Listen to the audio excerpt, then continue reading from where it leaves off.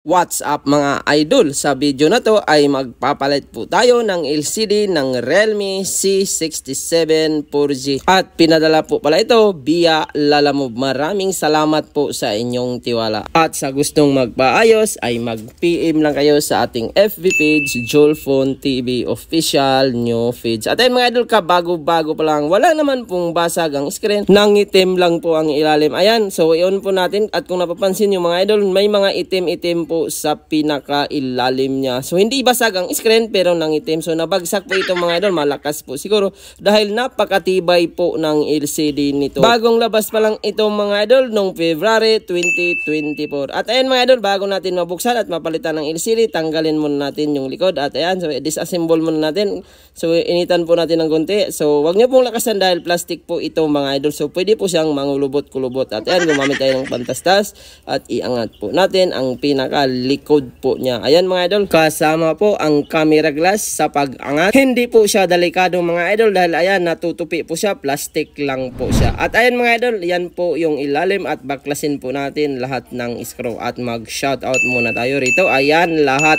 at sa lahat po ng ating viewers na nanonood, shoutout sa inyong lahat at sa gustong magpa-shoutout, comment po kayo sa video. At ayan mga idol, so wala po tayong pantry na LCD dahil bagong labas lang po ito. At ang ginawa ko dito mga idol, para matry ko siya, binaklas ko muna siya lahat dahil marami po akong napagtalungan nito. 5 na supplier mga loads ay wala po talagang available na LCD dahil napakabago pa lang nito. At buti na lang sa pang-anim na supplier mga idol ay meron sila. At doon ko po ito dinala at doon ko po sinubukan, baka sumablay. At yan po ang LCD niya mga idol. So tinanggal ko muna siya para naman matest natin kasi baka mamaya hindi gumagana ang touch, kailangan nakakabit sa frame. At ayun mga idol, gumamit po tayo dito ng hot air at napakatibay po ng screen nito mga lods. Hindi po siya basta-basta maangat. Ayan, gumamit po ako ng metal at gumamit ulit ako ng lacquer thinner. Binudburan ko po ang gilid-gilid mga lods pero hindi po talaga basta-basta matanggal dahil napakabago pa lang nito at yung pinakadikit niya ay talagang matibay po siya. At ayan mga idol, sumiksik na po yung pinaka-metal na manipis at ginamitan ko po siya ng lacquer thinner para madali ko po siya maangat. Pero grabe pa rin ang dikit mga lods. Sobrang tibay talaga. Kapag mga bagong unit talaga at kung wala kayong gamit ay talagang mahirapan kayo mag-angat. At dito banda sa taas mga idol ay medyo sumabit po siya. So meron pala itong plastic sa ilalim. Kaya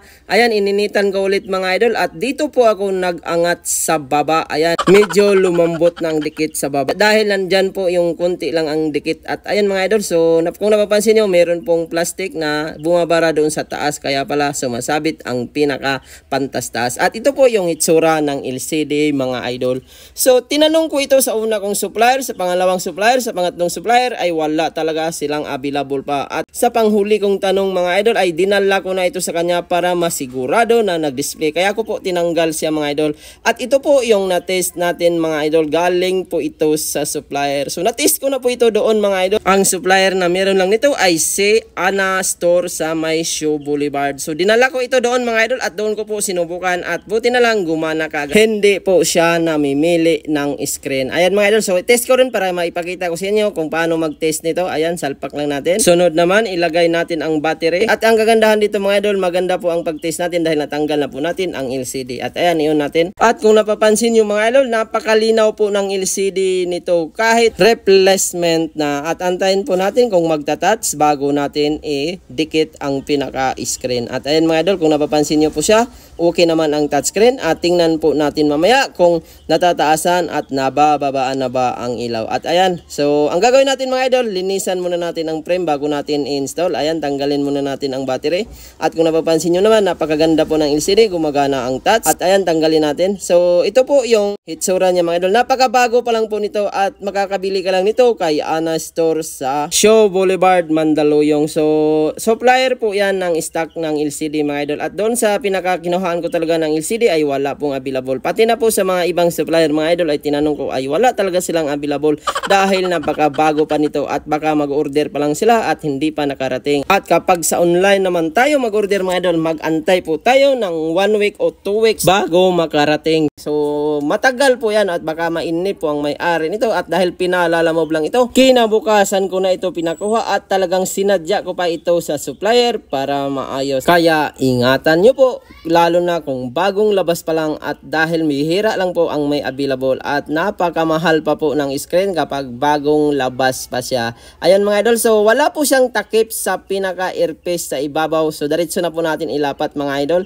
So, ang kagandahan nito mga idol, fit na fit po ang LCD. At tingnan po natin mamaya kung natataasan, nabababaan ba ang ilaw. At tingnan natin kung gaano ba kalinaw ang replacement ng LCD ng Realme C67. At ayan mga idol, ibalik natin lahat ng screw. At ang ganda pala ng specs ng cellphone na to mga idol. Ang taas po ng battery niya. At ang kagandahan dito mga idol, sobrang taas din po ng storage niya. 128GB to 256GB storage. At merong 8GB RAM. At ayan mga idol, so balik na po natin ang takip. So konti lang naman po ang natanggal nating mga dikit-dikit mga idol, so hindi na po natin linisan yan. So lagyan na lang po natin yan ng T7000. At ayan mga idol, nilinis ko pala ang speaker nito at hindi ko lang po pinakita sa video para mas mabilis po tayo. Nabasa daw po pala ang ilalim nito sa bandang speaker at mahina daw. At ayan mga idol, idikit na po natin. So inuna po natin ang takip at dito naman tayo sa LCD. So huli na po ako naglalagay talaga ng dikit mga idol para hindi po magalaw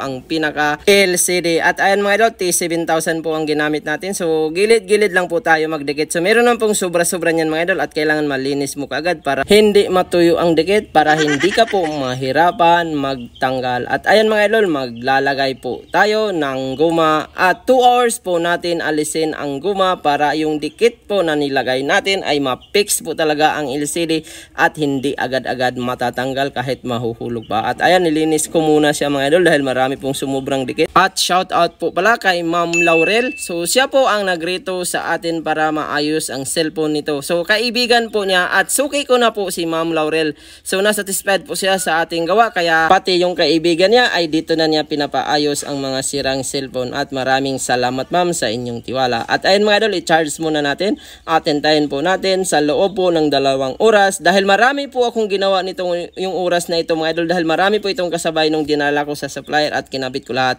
At after 2 hours po mga idol, ayan, napuno na po yung battery at tanggalin na po natin ang pinakaguma. At ayan mga idol, sobrang kintab po ng likod at wala talagang kaangat-angat. At ayan, dahil meron pang sobrang mga dikit-dikit, linisan natin. At itong LCD mga idol, meron po tayong warranty dito. 3 days to 1 week warranty po tayo. Kahit nadikit pa natin yan, ay kapag nagloko talaga yan, ay pwede natin palitan. At ayan mga idol, ito po yung resulta niya at sobrang kintab po ng likod, pati po yung LCD. At ito po yung plastic mga idol, 3 days to 1 week observation. Kapag nagloko siya at hindi po natanggal ang plastic, pasok po kayo sa warranty. At ayan mga idol, i-on na po natin. So good as usual naman mga idol, ang ganda po ng LCD ng pagkakalagay natin at sigurado ako 100% working talaga ito. At ayan mga idol, kung napapansin nyo po, natataasan, nabababaan, at dahil hiningi ko po ang password nito mga idol, matagal po ito nabigay. At ayan mga idol, enter na po natin para ma-check natin lahat ng function. At ayan mga idol, yung lights natataasan, nabababaan. At tingnan natin yung pinaka-screen mga idol, naka full screen po talaga siya. At ang kagandahan, yung speaker niya okay na rin, tumutunog na, wala nang problema. At tingnan din po natin ang camera mga idol, ayan, malinaw, pati po yung likod, sobrang linaw ang kuha niya. At ang pinaka-touch talaga niya mga idol, sobrang lambot po niya. Ayan, kung napapansin niyo po, ABCD ay talagang sobrang soft touch po siya. Wala na pong ibang problema. Normal din po ang charging. Ayan mga idol, talagang na-solve na po natin. At sana nakakuha kayo ng idea sa pagpalit ng ganitong LCD. Maraming salamat sa panonood. Huwag kalimutan mag-like, mag-share at mag-subscribe.